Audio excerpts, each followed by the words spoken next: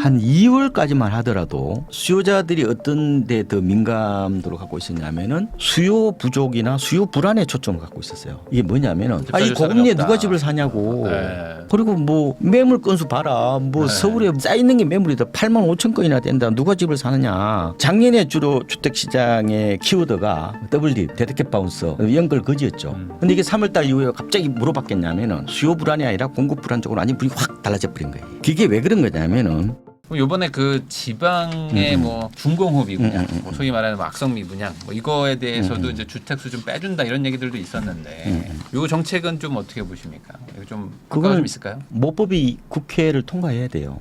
올 초에 발표됐던 거잖아요. 네. 근데 이거는 지금 미분양이 아니라 중공업 미분양입니다. 네. 불 꺼진 아파트에 대해서 해당이 되는 것 같고, 우리가 글로벌 금융 위기 당시에는 그냥 미분양이었거든요. 네. 이번에는 중공업 미분양입니다. 그래서 효과가 그렇게 강하지는 않을 거다.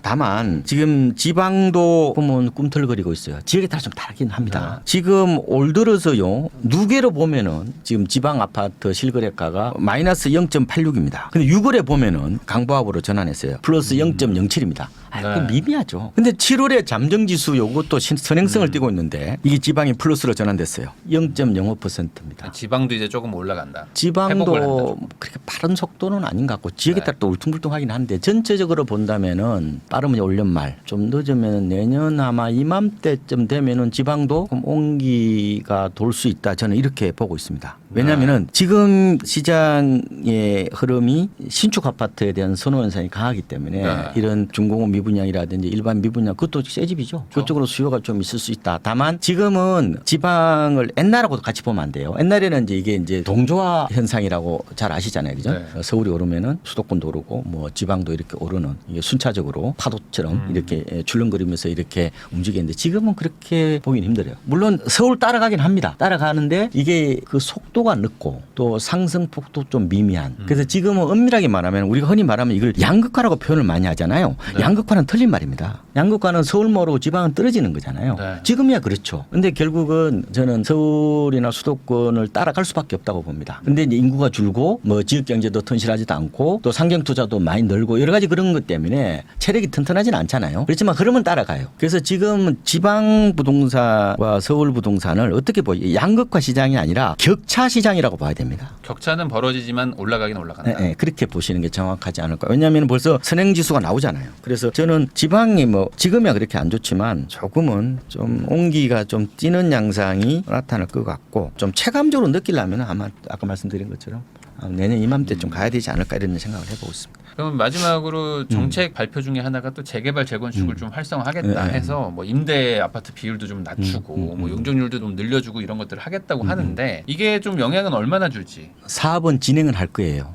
최종 관문인 역시 제초안 재건축 부담금이 어느 정도 주는지를 보고 아마 속도 조절할 겁니다. 그래서 이번 대책은 사실상 굉장히 파격적인 거예요. 그러니까 우리가 이제 재건축 같은 걸 할 때 기본 계획하고 정비 계획이 있잖아요. 이걸 통합해 버리겠다는 거예요. 그다음에 사업 시행인가하고 관리 처분 계획인가 역시 동시에 하겠다. 한 번에 하겠다. 있잖아요. 그러니까 사업 시행인가는 사업을 이제 인가하는 거잖아요. 관리 처분 계획인가는 뭐예요? 그거는 내 아파트하고 새 아파트하고 바꿀 때 서로 계산하는 거잖아요. 그게 어떻게 보면은 가장 중요한 단계라고 할 수 있는 그걸 다 같이 하도록 해서 뭐 기간을 최대한 뭐 3년 이상 줄이겠다. 지금 보통 재개발 재건축 기는 거는 한 15년 정도 되더라고요. 뭐 사업 시행인가하고 관리 처분 사이 한 2, 3년은 가죠. 아무리 못해도. 그리고 뭐 여러 가지 뭐 조합 설립 인가를 받아야 되는데 이것도 대폭 낮춰 버리는 거고 특히 이제 동별로 보면은 종전에는 이게 2분의 1이었잖아요.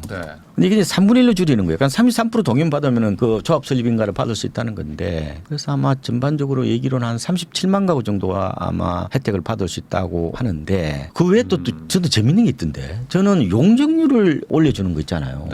이게 저는 생각보다 파워풀한 것 같은데 지금 보통 3중 주거지역에서 아파트를 짓잖아요. 그러면 보통 뭐 여러 가지 인센티브 받아가지고 300%죠. 요새. 근데 그걸 330%까지 올려준다는 거잖아요. 그러면은 건물을 더 많이 지으면은 수익이 더 커질 수 있다 이렇게 되는데 다만 강남 분들은 좀 실망할 수 있는데 이거는 규제 지역은 빼버렸더라고. 이거 저번에 서울시에서 강남 상권 빼겠다. 강남 상구하고 용산구는 빠졌고 그리고 이제 이미 시행가 받은 것들은 되돌릴 수 없잖아요. 뭐 그때 그쪽은 또 제외한다고 하는 건데 근데 이게 다 지금 그 강남 재건축 그다음에 강북 뭐 재건축 재개발 그다음에 일기 신도시도 다 맞물려 있는 거예요. 그렇잖아요. 근데 제가 봤을 때 가장 큰 것은 아까 말씀드린 것처럼 제초안이다. 저는 말씀을 드리고 싶어요. 재건축 폐지를 추진한다고는 계속 요번에 얘기를 하고 발표가 있는데 나왔어요. 이거는 얘기는 요번에 하고 있는데 되는지는 또 법 개정 사안이니까. 이게 쉽지는 않을 겁니다. 제 생각에. 왜냐하면 민주당에서 지금 그렇게까지 아마 동의하기는 좀 어려울 거고 이미 한 번 완화했잖아요. 완화했는데 거의 아마 정부 쪽에서는 아예 폐지나 아마 유예 쪽으로 생각을 하고 있는데 이 역시 좀 국회 문턱을 넘어야 되다 보니까 네. 조금 더 지켜봐야 될 것 같고 그래서 이런 거잖아요. 이번에 어쨌든 이런 이제 대책의 혜택을 받으려면은 아마 뭐 목동이나 상계동이나 아니면은 뭐 이런 분당이나 일산 이런 데서 일단은 추진하겠죠. 안 하겠어요? 저 같아도 할 것 같은데. 아니 뭐 조합 설립하고 이런 것들은 뭐 하겠죠. 하겠죠. 안 할 하는데 이유가 없으니까. 그 역시 마지막 관문이 이걸 어떻게 될 거냐 이게 눈치를 볼 거란 말이에요. 왜냐하면은 기본적으로 재개발 재건축은 제가 봤을 때 시장 논리를 통한 재테크 사업입니다. 그러면 돈이 안 되면은 결국은 머뭇거릴 수밖에 없다 이렇게 보는 것 같고 특히 지금 원자재 값이 너무 올라가지고요. 건축비가 뭐 상상을 초월할 정도로 지금 올라가지고 과연 과거처럼 어떤 수지 타산이 맞을 거냐 이게 우상향의 어떤 그런 믿음들이 과연 이게 시장에서 통할 거냐 이 부분에 대해서 지금 많이 회의감을 느끼고 있는 거잖아요. 그러면 이제 물가가 지금 약간 안정됐단 말이에요. 최근에 보니까 소비자 물가 2.6%로 떨어졌던데 3%대 넘었다가 지금 2%대로 좀 떨어졌잖아요. 그러면은 물가가 2%대로 그러면 안정이 되면은 원자재 값이 그러면 인건비가 그러면 낮아져요? 아니, 상승률이 낮아지는 거죠. 그 상승률이 낮아지는 거지. 절대값이 높죠. 절대값이 어떻게 보면 높아지는 그런 거기 때문에 네. 아마 우리가 4, 5년 전에 재건축 재개발이 황금알을 낳는 거위처럼 굉장히 매력적인 어떤 그런 투자 대상이었지만 지금은 이게 다 이게 어떻게 보면은 안개 속이잖아요. 뭐 이런 건 저뿐만 아니라 누구든지 다 알고 있는 것 같고 그러다 보니까 정부에서 좀 더 파격적인 아마 대책을 내놓은 것 같고 그렇죠. 옛날 같으면 이 정도 내놨으면은 엄마 아파트 많이 올랐겠죠. 물론 엄마 아파트는 여기 해당이 안 되지만 그래서 지금은 정책의 어떻게 보면 흐름 같은 걸 보면은 확실히 이게 계속해서 좀 시장은 달라지는 것 같아요. 아 그렇죠. 이 시절에 따라서. 그래서 옛날 방식대로 그리고 그 패러다임대로 시장을 바라보면은 왜 이러지 이런 식으로 이제 바라볼 수 있는데 그래서 오히려 저는 부동산을 잘하는 방법은 옛날에 일어났던 일들을 다 잊어버리는 게 오히려 더 맞을 것 같아요. 그래서 오히려 지금의 트렌드만. 그 식자우환이라고 얘기도 하는 거고 네. 또 지식인의 저주라고 얘기도 하는 거고 그래서 지금 흐름은 확실히 과거하고는 좀 다른 양상이다. 뭐 이런 말씀을 좀 반복해서 드리겠습니다. 네, 그럼 이것도 한번 여쭤보겠습니다. 결국에 지금 이 가격의 상승의 원인을 알아야지 사실 이게 변화를 예측해 보면서 이제 전망도 좀 하는 걸 텐데 지금의 가격 상승 이유는 지금 뭐라고 보십니까? 이제 신축이 막 엄청 올라가고 막 이러는데. 그거는 뭐 길바닥에 누구한테 다 물어보셔도 아마 답이 나오지 않을까요? 네. 오를 것 같으니까 오르는 거죠. 아 근데 그래서- 또 안 오른 것도 아닌데 계속 올라가니까. 그러니까 그 요인들은 보면은 좀 복합적이라고 보시면 될 것 같아요. 가장 큰 거는 제 생각에 봤을 때 전세값이 오르면서 이제 발동을 걸기 시작했고 네. 그리고 대출 금리가 많이 낮아졌잖아요. 시장 금리가 좀 낮아졌죠. 오늘 그 보니까 한 지방은행이 지금 주담대를 2.94, 2%까지 뚝 떨어졌잖아요. 네. 그것도 영향을 좀 미친 것 같고 결과적으로 그거보다 좀 더 큰 것은 공급 불안이 수요자들의 마음을 네. 헤집어 놓은 것 같아요. 그러니까 분양가는 올라가지, 그리고 뭐 당첨된다는 보장은 없지, 그리고 앞으로 뭐 공급 절벽이라는 얘기가 나오니까 불안 심리가 좀 팽배해진 게 어떻게 보면은 시장이 폭발해 버리는 어떤 그런 게 아닌가 생각이 들어요. 그래서 우리가 시장을 바라볼 때 보통 이제 우리가 이렇게 배우잖아요. 가격은 공급과 수요의 함수라고 얘기를 네. 하잖아요. 그런데 공급은 굉장히 비탄력적이죠, 그잖아요. 근데 수요는 제 생각에는 가변적일 뿐만 아니라 심지어 변덕까지 부립니다. 그러니까 저는 올 한 2월까지만 하더라도 수요자들이 어떤 데 더 민감도를 갖고 있었냐면은 수요 부족이나 수요 불안에 초점을 갖고 있었어요. 이게 뭐냐면은 집 이 사줄 사람이 고금리에 없다. 누가 집을 사냐고. 네. 그리고 뭐 매물 건수 봐라. 뭐 네. 서울에 뭐 벌써 뭐 이게 쌓이는 게 매물이다. 8만 5천 건이나 된다. 누가 집을 사느냐. 그다음에 뭐 중위 가구가 뭐 집 살 수 있는 게 뭐 세 채인가 6채밖에 안 된다. 네. PIR을 봐라. 이거 봐라 높잖아. 근데 가계부채 봐라. 그리고 이제 애들 젊은 애들 뭐 취직도 안 하고 전부 다 집에 놀고 있는데 누가 집을 사느냐라는 네. 거기에 초점을 맞췄어요. 그게 네. 먹혔습니다. 그게 주로 SNS 특히 유튜브에서 주로 이제 좀 극단적으로 얘기하시는 분들의 상당 부분이 그게 어떻게 보면은 호소력 있게 다가갔죠. 네. 그래서 작년에 주로 주택시장의 키워드가 뭐였어요? 더블딥, 데드캣 바운서, 연결 거지였죠. 근데 이게 3월달 이후에 갑자기 물어봤겠냐면은 이게 공급 불안 쪽으로 수요 불안이 아니라 공급 불안 쪽으로 완전 분위기 확 달라져 버린 거예요. 그게 왜 그런 거냐면은 시장이 어떻게 보면은 불안 심리가 결국은 갑자기 커졌다. 저는 이렇게든지 보는데 그래서 단기적으로 시장 변화는 거의 심리적인 어떤 측면이 강하거든요. 그래서 이런 얘기도 하잖아요. 부동산에 팔아는 심리라 이런 얘기도 하는 건데 자 보시면은 무주택자 입장을 한번 생각을 해봐요. 그러면은 이런 생각이 드는데 불안 심리가 커지면요 집이 없는 사람은 그 무주택의 고통이 배가가 됩니다. 그래서 지푸라기라도 잡는 심정으로 결국 비싼 집을 사려는 어떤 그런 경향이 있죠. 왜? 집을 그나마 갖고 있어야 내가 마음이 편안해지고 고통도 이제 든 것 같은 그런 느낌이 든다는 거예요. 그래서 물론 중장기적으로야 뭐 시장이야 뭐 펀더멘탈에 의해서 결정이 되겠지만 단기적으로는 엄청나게 이런 이 가변적이고 굉장히 변덕이 심한 수요자들의 어떤 그런 심리에 상당 부분이 저는 기인하고 있다고 보고요. 그래서 우리가 시장 흐름을 놓치는 가장 큰 이유 중에 하나가 이 수요가요 안정적이고 고정적이라는 전제하에서 바라보기 때문에 그런 게 아닌가 그런 생각이 듭니다. 네, 그거는 충분히 저도 공감이 됩니다. 수요는 갑자기 달라지는 거예요. 네. 이게 그래서 누군가는 자극을 하면은 갑자기 튀어버리는 거예요. 네. 근데 이제 수요를 볼 때 우리가 두 가지가 있잖아요. 하나는 이제 가수요가 있고 가수요가 먼저 움직이죠 항상 그죠? 네. 하나는 실수요잖아요. 근데 지금 보면은 수요가 들쭉들쭉한 거는 대부분이 가수요 때문에 그런 거예요. 근데 지금은 뭐냐면은 시장이 불안해지면은 실수요자들도 가수요 대열에 들어갑니다. 뛰어든다고요. 왜? 네. 지금 당장 집이 필요 없지만 4, 5년 전에 만약에 살 사람들까지도 미리 좀 뛰어드는 경향도 있고 더 오를 것 같으니까 더 뛰어드는 경향도 있긴 한데 그래서 지금은 우리가 시장을 바라볼 때 항상 이 시장의 수요는 얌전한 고양이가 아니라 날뛰는 고양이가 언제든지 될 수 있다는 걸 저는 바라봐야 시장 흐름을 저는 제대로 볼 수 있는 게 아닌가 저는 이런 생각도 요새 해보고 있습니다. 그럼 위원님한테 요거 한번 좀 여쭤보겠습니다. 네. 그럼 최근에 서울하고 수도권 집값이 어쨌든 반등해서 막 상승을 하고 있는데 네. 이 원인을 알아야지 사실 전망도 할 수 있는 거 아니겠습니까? 이 원인을 우선 뭐로 보세요? 원인이 이제 복합적인데요. 가장 큰 것은 공급 불안이 저는 수요를 자극하지 않았나 이렇게 봅니다. 네. 물론 이제 그 배경되는 것은 뭐 1년 이상 오르는 전세 가격이라든지 대출 금리가 많이 낮아졌잖아요. 아까 지방은행 보니까 주담대를 2.94% 네. 엄청 낮아졌잖아요. 그 정도면 진짜 낮은 거죠. 그다음에 이제 분양가가 너무 오르고 당첨된다는 보장은 없고 앞으로 또 공급은 더 안 된다고 그러지. 그러니까 그런 불안 심리가 시장에서 결국 수요자들을 중개업소로 내몰았다. 뭐 이렇게 저는 보고 있고요. 그래서 많은 사람들이 저는 당혹해하더라고. 시장이 왜 갑자기 바뀌었냐는 거예요. 네. 1, 2월은 조용했는데 3월부터 3월에 갑자기 서울 아파트 거래량이 뭐 4천 건 넘고 경기도도 거의 한 10,000건 가까이 되었거든요. 그러면서 갑자기 수요가 이렇게 폭발한 게 그러면은 누군가는 이게 영향을 줬을 수도 있는 거고 아니면 그게 시장 자체가 트리거가 될 수도 있는 건데 네. 저는 그게 이제 수요자들의 어떤 심리 변화에 있지 않느냐 이런 생각을 해보고요. 그러니까 올 2월 이전만 하더라도 수요자들의 관심은 주로 수요 부족 쪽에 관심이 가 있었어요. 고금리에 누가 집을 사? 그러면 뭐 이런 거 있잖아요. 뭐 가계부채도 많아. 집 살 사람이 없다. 전부 다 뭐 계약직이고 뭐 결혼도 안 하는데 누가 집을 사느냐라는 그런 생각들. 그다음에 뭐 PIR 주택 가격 대비 소득이 어떻게 보면은 네. 너무 높다.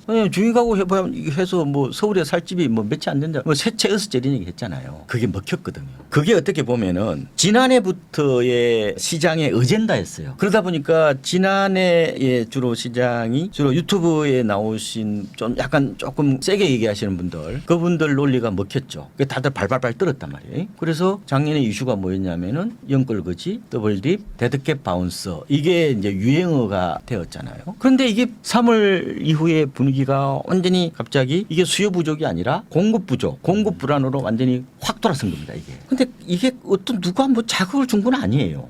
근데 아마 제 생각에는 분양가가 계속해서 올라가는 거 이게 아마 저는 상당한 영향을 주지 않았느냐.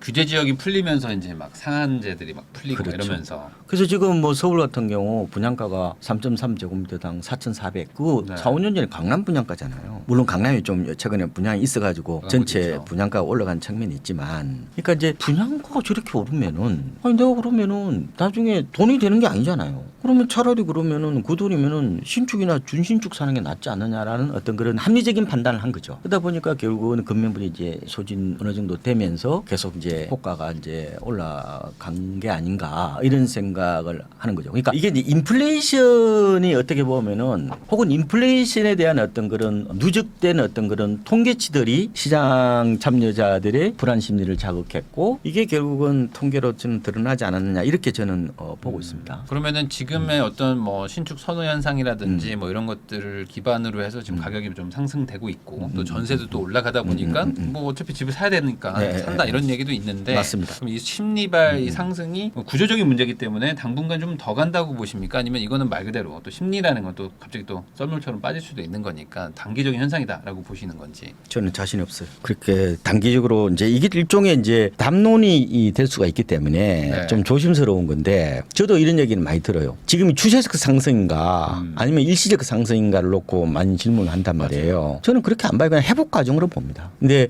왜냐면은 전문가들한테 물어보면은 비관론자들은 당연히 일시적 상승이라고 말하겠죠. 당연히. 그러니까 결론을 내놓고 얘기하면 안 된다는 거예요. 시장은 굉장히 가변적이기 때문에 긍정론자들은 당연히 추세적 상승이라고 얘기를 하겠죠. 근데 이거는 약간 선행적 사고라고도 얘기하는데 결국 한쪽으로 쭉 올라간다는 거잖아요. 아니면 쭉 떨어진다 이런 식인데 그렇게 보기보다는 저는 약간 시장은 랜드마크처럼 움직일 수도 있고 울퉁불퉁하면서 들쭉날쭉하면서 저는 우상향한다고 봅니다. 그래서 조금 더 저는 오를 가능성이 있다고 내다보고 있고요. 근데 그래서 지금은 이렇게 보셔야 돼. 여전히 지금 뭐 일각에서는 이런 얘기 하시잖아요. 뭐 신고점을 갱신하고 이런 얘기를 하시잖아. 뭐 일부 단지별로는 그런 경우는 있더라고요. 근데 우리가 실거래가 통계를 저는 가장 신뢰를 하는데 이걸 보면요. 여전히 고점보다 낮아요. 그래서 정확하게 말씀을 드리면은 서울을 얘기 많이 하시는데 서울이 지금 고점이 언제 있냐면은 2021년 10월이었죠. 그죠? 그때 대비해서 지금 87.1% 수준으로 올라왔고요. 실거래가 기준으로요.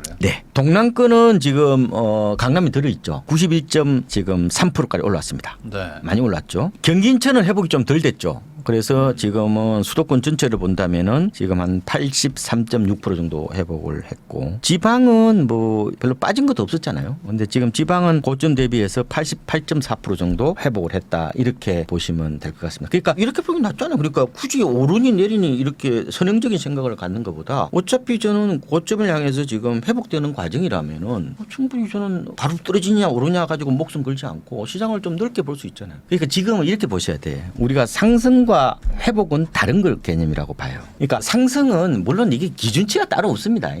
상승은 저는 전고점을 뚫어야 상승이라고 봐요.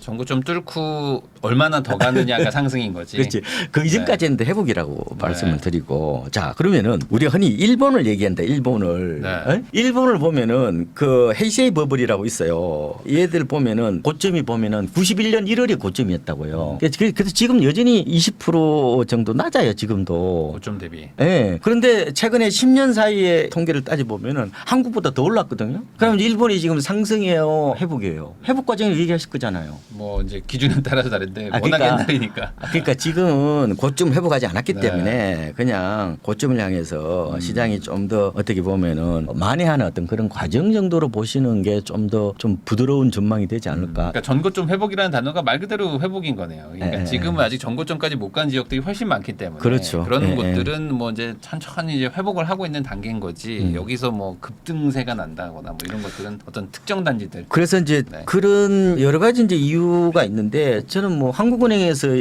얘기하는 주택 가격 그 전망 지수고 CSI 있잖아요. 네. 그게 굉장히 높아요 지금. 그게 지금 이달에 벌써 이게 115란 말이에요. 115. 네.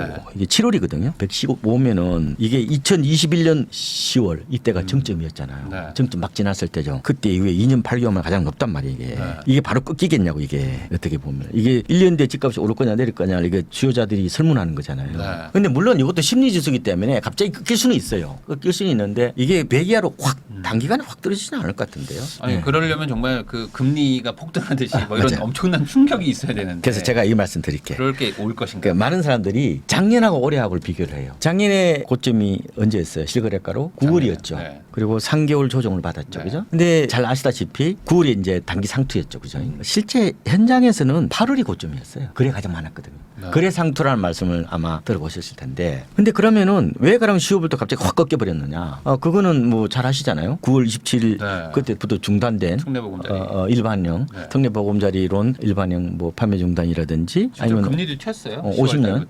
50년 뭐그 주담대 금지 네. 뭐 이런 거 있었잖아요. 그거 외에 뭐가 있냐면은 금융시장 발작도 있었단 말이에요. 그러니까 10월에 미국 국채 10년물이 5%를 넘었단 말이에요. 시장이 발작이 왔죠. 깜짝 놀랐죠. 지금 미국 국채 금리가 아까 보니까 3.9 정도 네. 되던데 좀 떨어졌죠. 약간 좀 오르긴 했지만 뭐 그런 그럼 금리 발작을 일으킬 정도로 시장에 가면 충격이 와야 된다는 건데 올 수도 있죠. 그건 모르잖아요. 그건 가봐야 하는 건데 우리가 이제 현재 갖고 있는 여러 변수만으로 감안해 본다면은 그렇게 될 가능성은 좀 낮다. 그렇다면은 조금은 상승폭은 제가 9월부터는 조금 낮아질 수 있다고 그랬잖아요. 그렇지만 회복세는 조금 더 지속될 수 있다. 저는 이렇게 내다보고 있습니다. 그냥 상승의 어떤 폭이 좀 줄어드는 거지 네. 이제 하락으로 전환하기에는 지금 어쨌든 상황상 뭐 이거는 쉽지는 않을 수 있다. 네.